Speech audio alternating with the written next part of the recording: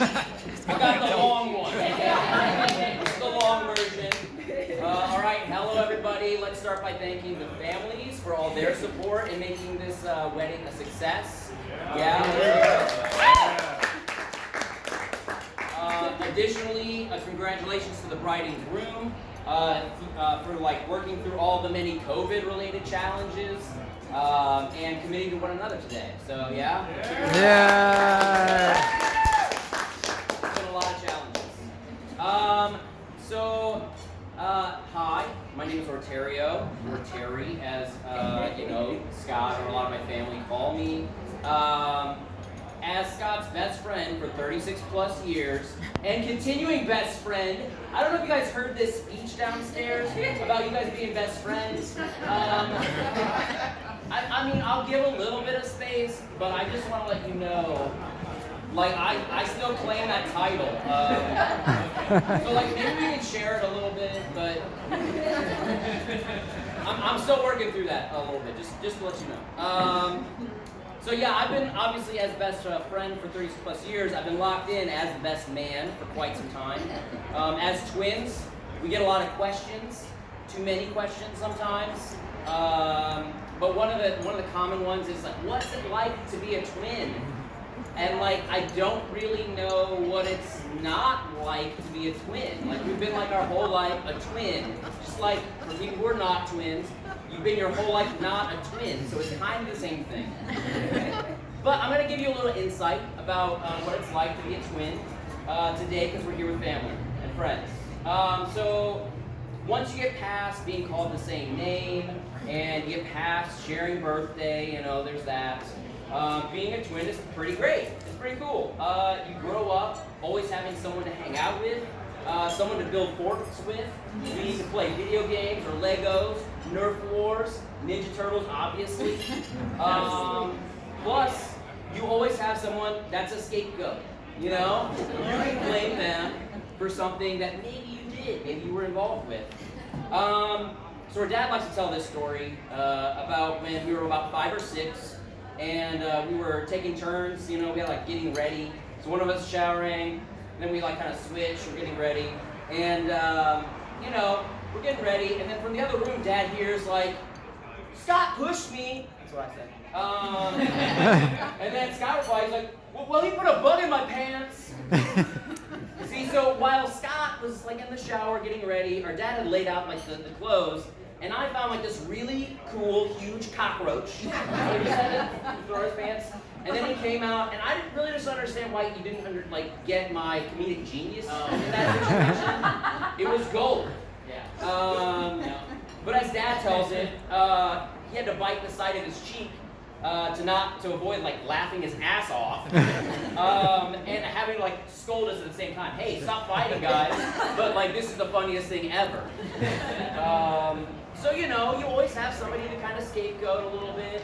Another thing related to this scapegoating piece, I think we had the idea that if I did something wrong, I could blame him, and then he'd come back and he'd blame me, and we'd sort of wear the parents out. That was kind of our goal.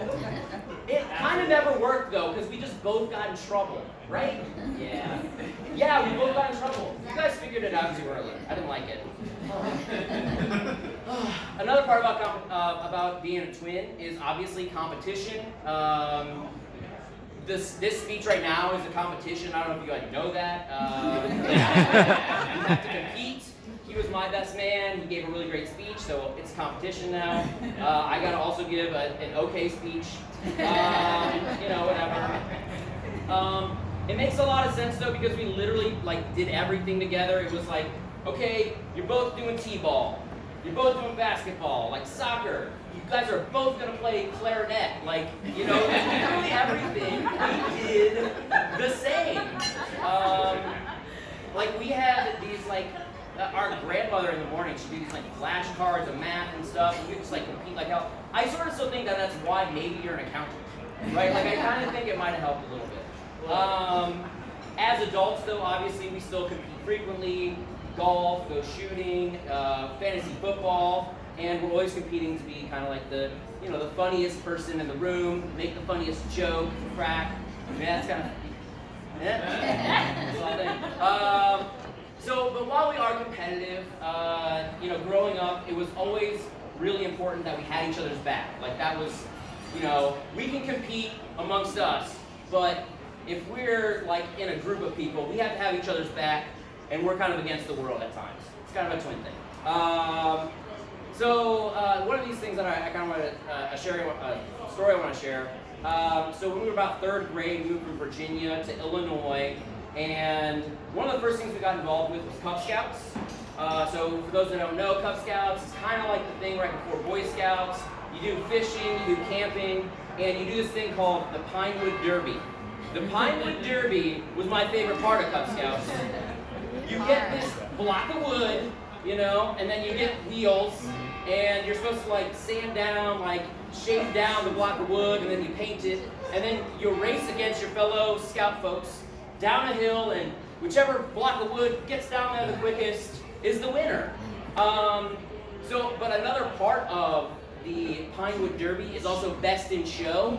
So whichever one like was the coolest looking Pinewood Derby vehicle. Our first time going there, we didn't realize that this was something that people were going all out for. We showed up, and Bruce, thank you for all your help. You did a lot of work on those Pinewood Derbies. You did a lot of good work. Yeah. You did a lot of good work. You did let us paint the Pinewood Derby vehicles, which was cool. But we showed up, and there's one that looks like a freaking shark. It's got a fin and stuff. There's a really cool race car. It's got like the freaking spoiler in the back, And then there's one that looks phenomenal. It is the Jurassic Park Jeep. Jurassic Park was huge at that time. It was like a freaking like little replica Jurassic Park Jeep. And so we get to the part where it's best in show. And, obviously it makes sense that the Jurassic Park Jeep is going to win.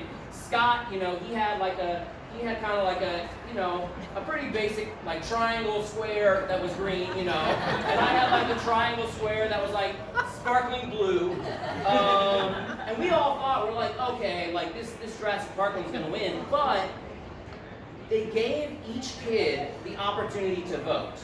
And so this is where twin power kicks in. This is it, right? Every kid votes for their own vehicle.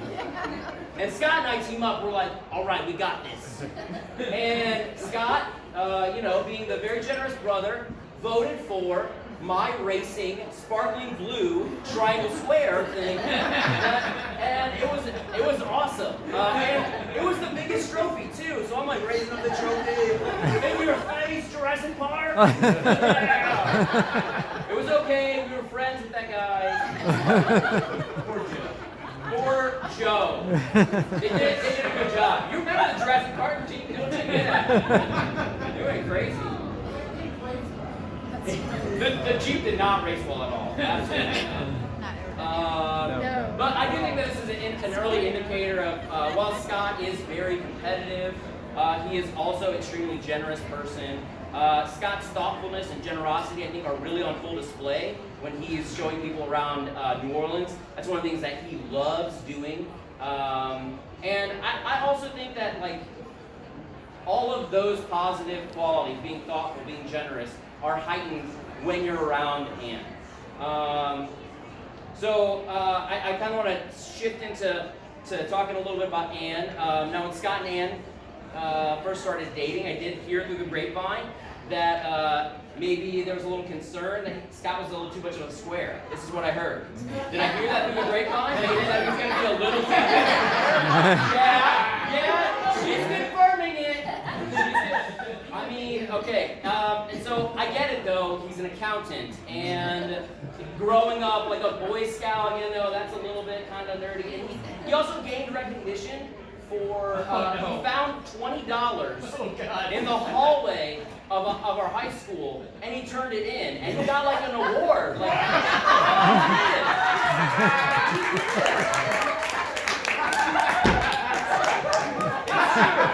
he is the sweetest square. But he had his rebellious moments, guys. He had in college, he had a mohawk.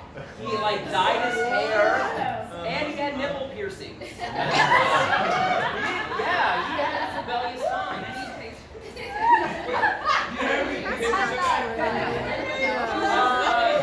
We'll ask Scott for those pictures later. I also get it because Anne is like super cool. Like she's the coolest.